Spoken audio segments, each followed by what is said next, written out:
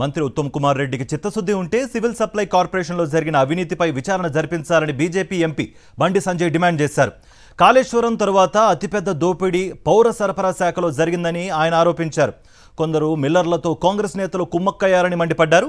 ఈ పార్లమెంట్ ఎన్నికల్లో double digit Lok Sabha స్థానాలను సాధించబోతున్నామని అన్నారు బండి సంజయ్. రైతుల దగ్గర నుంచి తీసుకోవడము, ఎఫ్సీఐకి అప్పచెప్పడం, దానిలో నష్టాలు రావడానికి కారకులు ఎవరు, ఎందుకు నష్టాలు వస్తున్నది? అప్పులు వేరు, నష్టం వేరు. 50,000 కోట్ల రూపాయలకు పైగా అప్పులున్నది, దాదాపు 11,000 కోట్ల రూపాయలు నష్టాల్లో ఉంది. ఇప్పుడు దీనికి మిత్తి కట్టాల్సింది ఎవరు?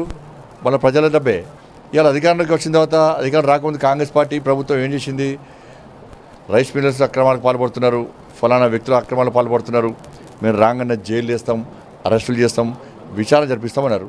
వచ్చి 6 నెలలు దాదాపుగా వస్తున్నది. ఇక్కడ ఏ వ్యక్తి మీద విచారణ జరిపారు? ఏ సంస్థ మీద విచారణ జరిపారు? కొంతమంది నాయకులు, రైస్ మిల్లర్స్ కొంతమంది నాయకులు, అందరు కాదు, కొంతమంది నాయకులు ఏం చేస్తారంటే ఏ ప్రభుత్వం అధికారులు ఉంటే ఆ ప్రభుత్వంలో కొమ్ము కాస్తారు.